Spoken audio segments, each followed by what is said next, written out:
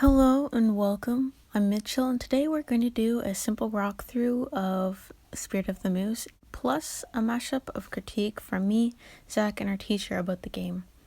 Timestamps of different sections in the video will be in the description.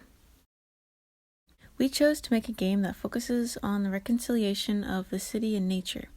To be honest, our purpose of the game isn't properly fleshed out. We just made a very nostalgic video game where the moose's objective is to feel alive again. So, without further ado, let's get on to the walkthrough.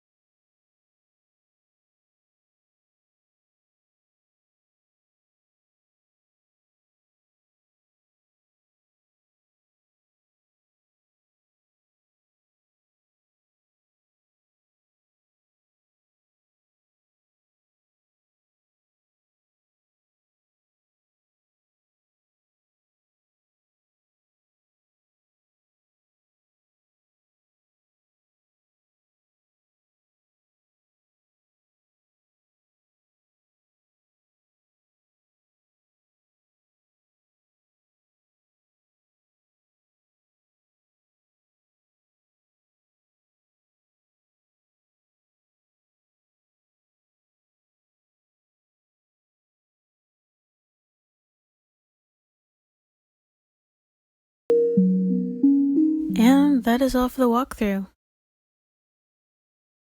A small bug I found in the game is that these people can actually move with the arrow keys, which is quite interesting. And look, they can jump too. The menu isn't too bad considering I slapped it together 30 minutes before we had to submit the game.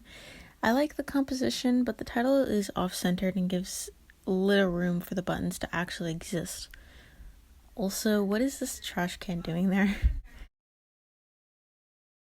In the beginning of the game, we're met with this odd empty space. We definitely need to fill this space with buildings, a variety of them.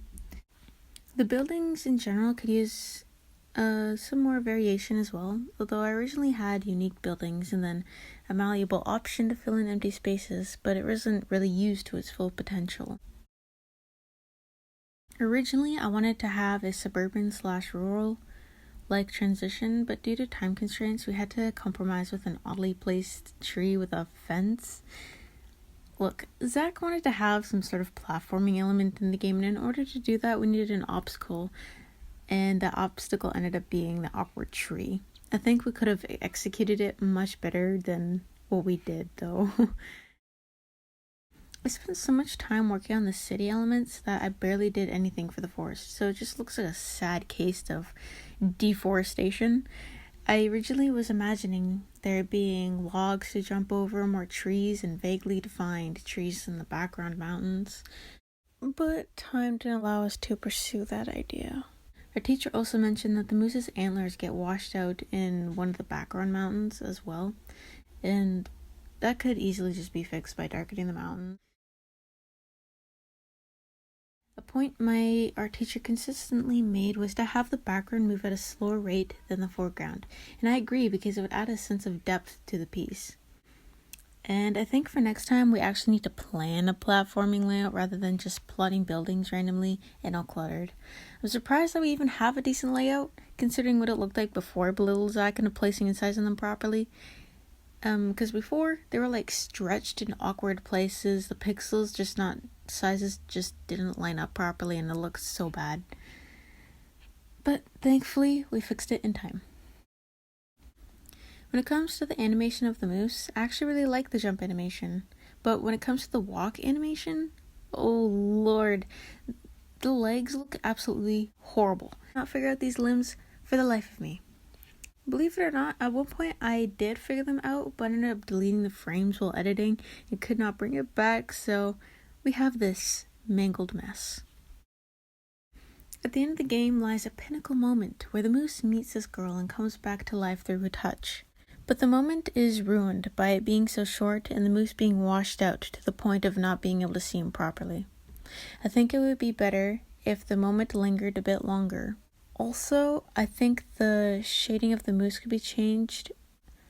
The body is completely white, so I was thinking maybe when we do like the update and stuff, I'm going to darken the animation frames to a more of like a gray tone, so it has a bit of contrast compared to the white background. Also, my art teacher mentioned that maybe it should be the girl that walks toward the moose rather than the moose walking towards the girl, and I agree for his following reasons. Also, the transition from the forest background to the white background is just so choppy. I think a gradual fade into a white and then the scene starting would be much better.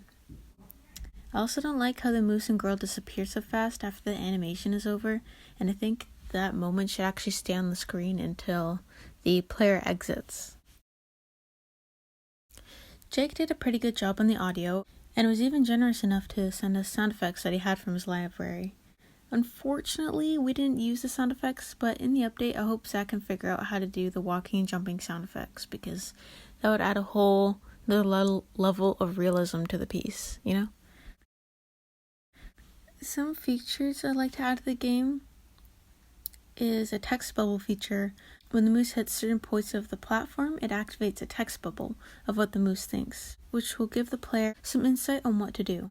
The judges we made the game for assume they don't usually play video games, and having those text bubbles would be really helpful. Zach also mentioned that he would like to add mountains and even a waterfall. In the end, though, I'm proud of what we accomplished within the time given and submitting it on the deadline. After the winners of the contest are announced, we plan to do a big update to resolve all the issues we have with the game. Anyway, thank you for watching to the end. The link to the game and our socials will be in the description. And just a forewarning, the game only works on a computer, like a laptop, desktop, anything like that, so just keep that in mind when you're trying to play the game. Anyway, later, and I hope to see you in another video.